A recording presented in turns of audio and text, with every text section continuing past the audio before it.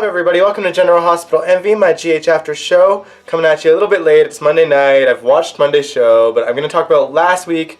One of the more notable scenes was Maxie confronting Lulu. Now, if you guys watched Georgie's funeral 10 years ago, you expected some big things out of Kirsten Storms, and of course she did not disappoint. So Maxie put 100% of the blame on Nathan's death on Lulu, and of course that hurt Lulu. Maxie does not want to see Lulu hurting because she thinks she's selfish. Now, do I think Lulu deserves all the blame here? No. Do I think that Lulu is stupid for not really being able to fathom the fact that she played a role in it? Yes. I don't know exactly what I expected Lulu to do or say in this situation, but I didn't expect her to be stupid enough to not think that she may have played a role. The writing for Lulu is just all over the place, and it has been since Emmy Rylance took over the role.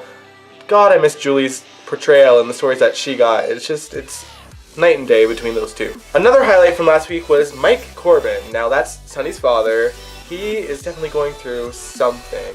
He ended up behind the counter at Kelly's working there like he's worked there for the past 7 years and seemed completely oblivious to it. Nell, who happened to be there, called Michael when she realized that it was his grandfather and brought him over so that he and Sonny could deal with Mike. Sonny decides to take Mike to the doctor to get him tested, and there's clearly something going wrong with him. We don't know what it is yet, but if I were to guess, I'm going to say Alzheimer's. Now, I'm no expert on the disease myself, but I feel like it went from 0 to 100 real quick. I mean, we saw him being like somewhat forgetful with names and stuff prior, and then all of a sudden he was at Kelly's working there like he's worked there his entire life. All I know is that whatever is going on with Mike, it's pretty serious. And if written with care, probably going to be a really amazing story with great performances by Maurice, and I still forget the actor's name, the new guy that plays Mike. But again, the nostalgia in me really wishes it was Ron Hale doing the storyline because it would just hit a little bit harder for me. Now, going back on Nell for a minute, Nell is putting her plan in motion to make Carly think she's going crazy. Nell has set her plan in motion to make Carly think that Morgan is alive. At least that's what I'm thinking is going down. She's got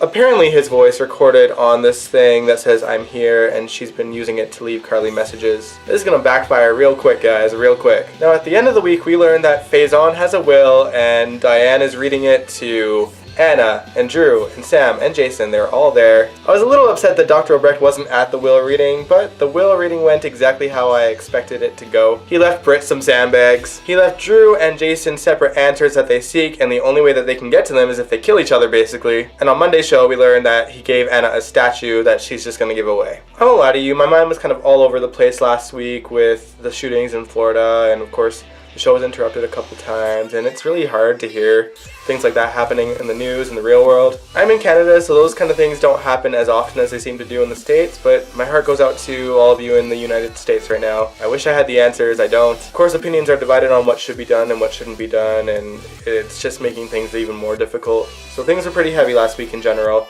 I'm going to end the video here. Before I let you guys go, if you guys didn't check it out already, I did a top 10 Laura moments on this channel, just the last video. Check it out. It was a super fun project for me, so if you guys want to, tell me what other top 10 moments you want to see, whether it's a character or a couple or just top 10 storylines, top 10 action storylines or emotional storylines. Let me know in the comments below. Thank you for watching the General Hospital After Show. If you like this video, give it a big old thumbs up. And you can subscribe to my channel if you want to. I typically do these videos on Sundays, unless, you know, things happen. But I do one weekly, okay? I'll catch you guys next time.